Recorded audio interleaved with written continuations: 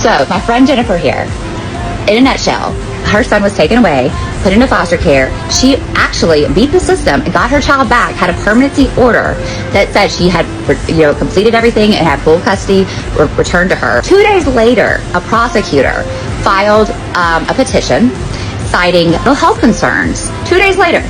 And 6 days later, because of that petition, they came to her home, a police officer and a CPS worker, at night to remove her children and arrested her for disorderly conduct. What she was able to do, which is more than I've been able to do, was to get the body cam of the police officers, and that body cam is very damning on their part.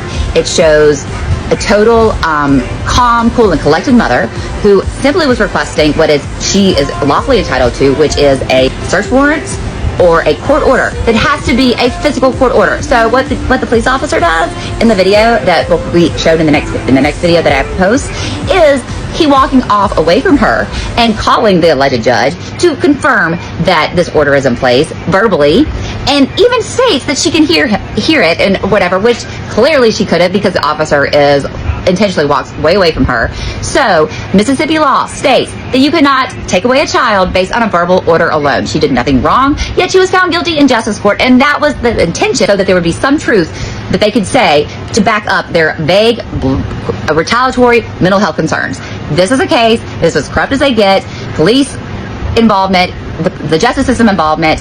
I went with her to justice court. That's a whole other game, the way that she was treated there and dismissed, not given due process, not given the opportunity to present her evidence, much less a public defender, nothing. It was insane.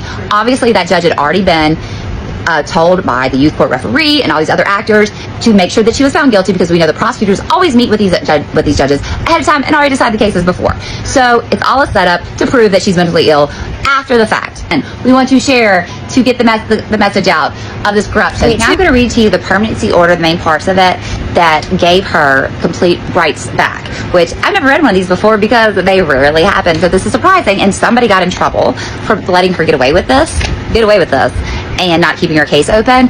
And so in retaliation, 2 days later, they open a new file, which is against so many federal laws, it's unbelievable. But the permanency order discusses, goes through the history of the child was taken away and why, and that was adjudicated as neglected on March 4th, 2025. The trial home placement is ongoing, and CPS recommends continuing the same. April 8th, 2025, trial home placement has been successful, and further, this court finds that the permanency plan of reunification with a parent or primary caretaker adopted on June 25th, 2024 has been accomplished. And further, this court finds that the Mississippi Department of Child Protection Services has documented compelling and extraordinary reasons why termination of parental rights would not be in the best interest of the minor. And it is further ordered and adjudicated that the permanency plan of reunification with a parent or primary caretaker be and hereby has been accomplished. The Mississippi Department of Child Protection Services is hereby relieved of any further responsibility in this clause. It is further ordered and adjudicated that the physical and legal custody of the minor be removed from Lincoln County Child Protection Services, be placed with Jennifer Durbin, the mother biological. It is ordered and adjudicated that Jennifer Durbin, the mother biological, shall have complete authority to provide for all any medical care, psychological care, and all other treatment for the minor, and shall upon presenting of this order to any agency, hospital, organization, school person, or office, including the clerk of this court, Mississippi Department of Child Protection Services, human service agencies, pediatricians, psychologists, psychiatrists, law enforcement agencies, ordered and adjudicated on this 8th day of April 2025. Okay? 2025, April 8th.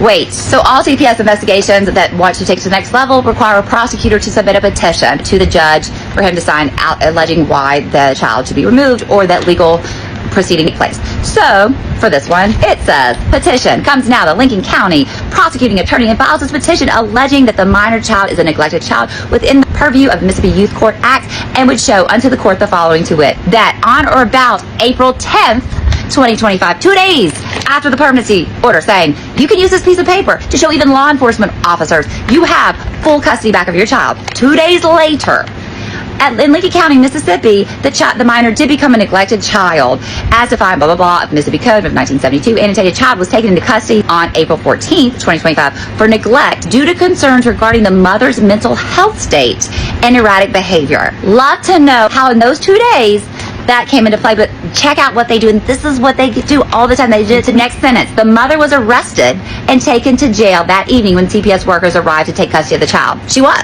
And we have the body cam. She did nothing wrong. What she was arrested for was illegal, and we will fight that till our dying day. Why did they arrest her? They went there intentionally to provoke her so that they could have a reason to back their allegations of mental illness and erratic behavior. They provoked, pushed. Jennifer was cool, calm, and collected. She offered them to see her physical copy of the order, and when she requested a physical copy of the court order that they allegedly had, they said it was a verbal order only. That is not legal. You cannot go based on a verbal order alone. There are so many different things that are illegal that have taken place with this, but this is retaliation 2 days later, guys. 2 days later. And then for her to be prosecuted for and convicted of a crime, which there's no doubt that that judge was told that he had that by the prosecution that she had to be found guilty in order for the youth court to play out its whole narrative of mental illness and erratic behavior. This is BS. This is corruption at its worst. It's RICO. It's RICO.